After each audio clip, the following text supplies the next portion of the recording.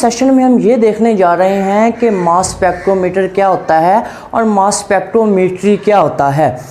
तो इस टॉपिक को स्टार्ट करने से पहले मैं आपको एक बात बताता चलूँ। अब तक हमने प्रीवियस जितने भी सेशन किए हैं उनमें हमने जो कुछ भी पढ़ा है, चाहे वो एटम का हिस्टोरिकल बैकग्राउंड था, चाहे वो एटम की डेफिनेशन, एटम के बारे में डिफरेंट कंसेप्ट, लाइट और इलेक्ट्रॉन माइक्रोस्कोप के बारे में हमने पढ़ा, हमने मॉलिक्यूल्स के बारे में पढ़ा, फिर हमने मॉलिक्यूल्स के डिफरेंट टाइप्स देखी, हमने देखा एटॉमिसिटी क्या होता है, मैक्रो मॉलिक्यूल्स, माइक्रो, होमोएटॉमिक, हेटेरोटॉमिक, और हमने इसकी दूसरी कई टाइप्स की।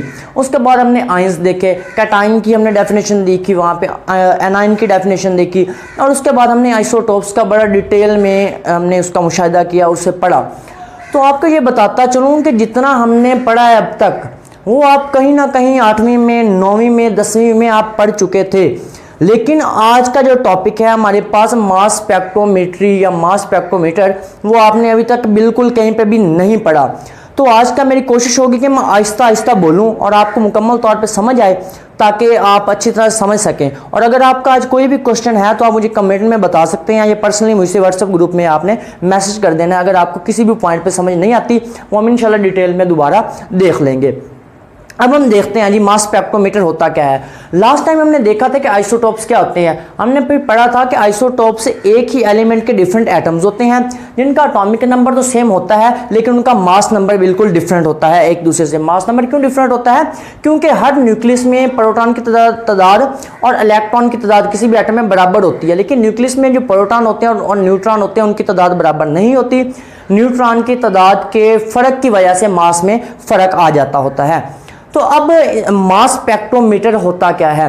सो फर्स्ट ऑफ ऑल इसकी डेफिनेशन करते हैं। तो मास स्पेक्ट्रोमीटर एक इंस्ट्रूमेंट है, एक ये जदीद आला है जो कि डिफरेंट आइसोटोप्स के एग्जैक्ट मासेस फाइंड करने के लिए यूज़ होता है। और उसके बाद मास स्पेक्ट्रोमेट्री क्या होता है? मास स्पेक्ट्रोमेट्री जो होता है वो फिनोमिना होता है, और मास स्पेक्ट्रोमीटर जो होता है वो आला होता है, वो इंस्ट्रूमेंट होता है। So mass spectrometer is an instrument that is used to find the exact masses of different isotopes along with their natural abundance. Isotopes के टॉपिक में ही हमने देखा था कि कुछ जो होते हैं आइसोटोप वो ज़्यादा मिकदार में पाए जाते हैं और कुछ जो होते हैं कम मिकदार में पाए जाते हैं। मिसाल के तौर पे मैं आपको हाइड्रोजन की मिसाल देता हूं। तो हाइड्रोजन के 3 आइसोटोप होते हैं। अब उसका जो पहला आइसोटोप है वो तकरीबन आप कह लें उसकी 99.985 कंसंट्रेशन उसकी होती है टोटल अबंडेंस, और दूसरा जो है वो तकरीबन 0.015 होता है, थर्ड वन बिल्कुल जीरो होता है। तो ये कंसंट्रेशन उसकी जो है या नेचुरल अबंडेंस है, मुझे कैसे पता चली है? मैंने मास स्पेक्ट्रोमेट्री के जरिए से वो कैलकुलेट की है। तो चलें जी देखते हैं। सबसे पहले मास स्पेक्ट्रोमीटर की डेफिनेशन मैंने आपको बता दी है कि ये एक ऐसा आला होता है जो कि डिफरेंट आइसोटोप्स के जो मासेस होते हैं उनको फाइंड करने के लिए इस्तेमाल होता है, और उनकी जो नेचुरल अबंडेंस होती है उसको फाइंड करने के लिए इस्तेमाल होता है। उसके बाद आते हैं जी इसका जो प्रिंसिपल क्या होता है, असूल क्या होता है। प्रिंसिपल समझ लें, प्रिंसिपल कहते हैं असूल किसी भी चीज़ का, वो असूल जिसके ऊपर कोई भी इंस्ट्रूमेंट काम कर रहा होता है वो उसका असूल कहलाता है।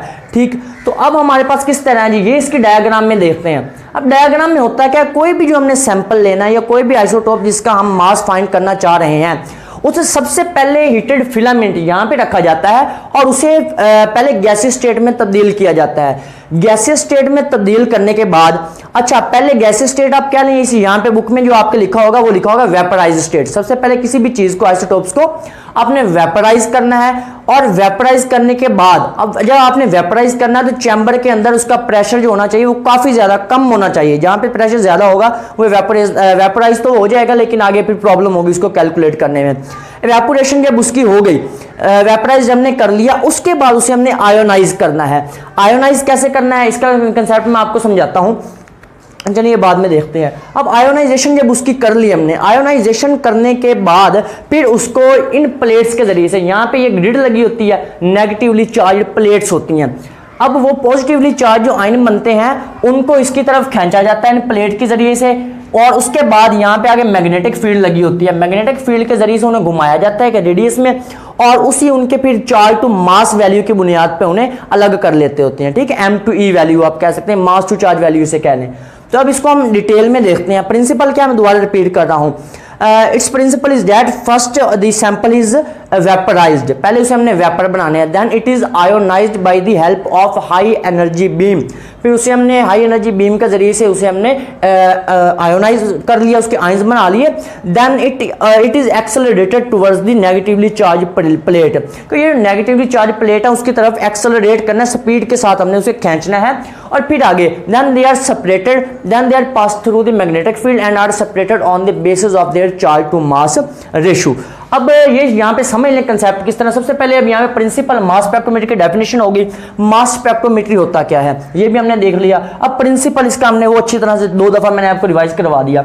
अब यहाँ पे आज 2 किस्म के अब हमारे पास स्पेक्ट्रोमीटर यूज होते हैं। अब सबसे पहले है एस्टन्स मास स्पेक्ट्रोग्राफ, कि सबसे पहले जो ग्राफ यूज हुआ था वो हमारे पास एस्टन ने यूज किया था, इस तरह का जो मासेस फाइंड करने के लिए यूज किया गया था। और कुछ आइसोटोप ऐसे भी होते हैं, हमें पता है कि जो सॉलिड फॉर्म में होते हैं, तो सॉलिड फॉर्म में आइसोटोप्स के मासेस वगैरह जो फाइंड करने के लिए इंस्ट्रूमेंट यूज होता है उसे आप डेम्स्टर्स मास स्पेक्ट्रोमीटर के नाम के जरिए से आप जानते हैं। अब दोबारा देखते हैं, अब उसका जी प्रिंसिपल में मैंने आपको बताया वेपराइज किया जाता है, आयोनाइज किया जाता है, एक्सेलरेट किया जाता है और फिर उन्हें अलग अलग कर लिया जाता है। इसे हम बड़े डिटेल में अब देखेंगे एक एक पॉइंट को कि किस तरह करते हैं। और इसी के साथ जहां पे कोई पॉइंट ऐसा आएगा कि जो 9th 10th वाला कंसेप्ट है, ये हमने लास्ट सेशन में जो कंसेप्ट देखे हैं, अगर वो यहाँ पे आता तो मैं साथ साथ वो भी रिवाइज करवाता जाऊंगा। अब ये देखिएगा, सबसे पहले वेपोराइजेशन। वेपोराइजेशन जब आपने करनी है तो आपने चैम्बर के अंदर प्रेशर 10⁻⁻⁶ से लेकर 10⁻⁻⁷ टॉर तक रखना है। टॉर यहाँ पे यूनिट होता है, ये आप पढ़ेंगे तकरीबन 3rd चैप्टर में।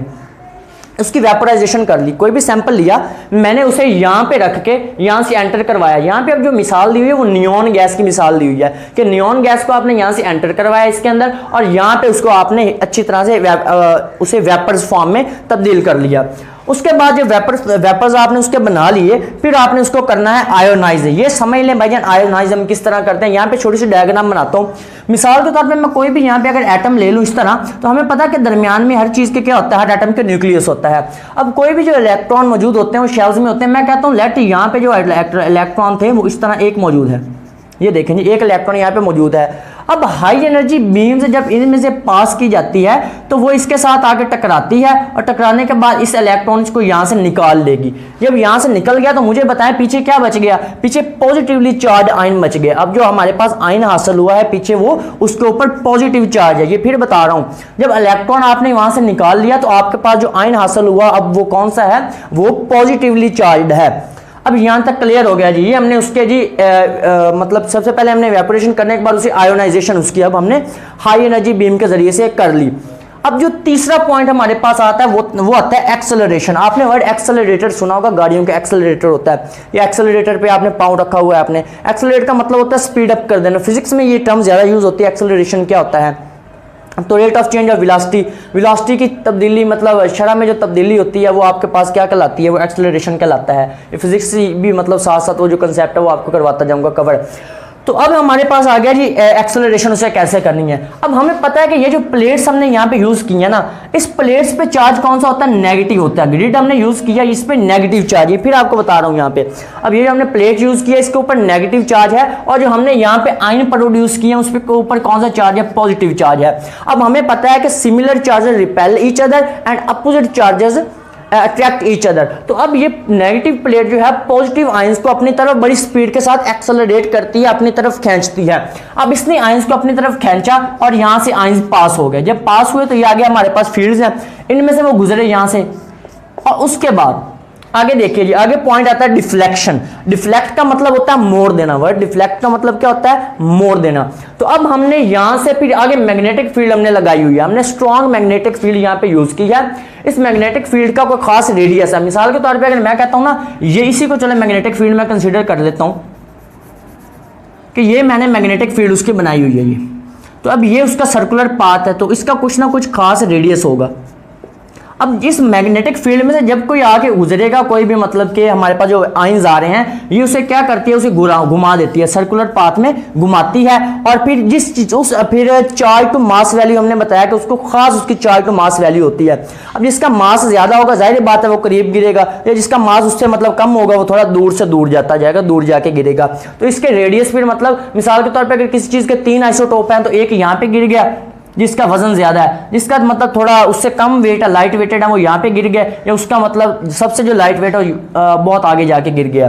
तो इस तरह होता है कि रेडियस की फॉर्म में हम रेडियस उसे घुमाते हैं, उस रेडियस के हिसाब से मैग्नेटिक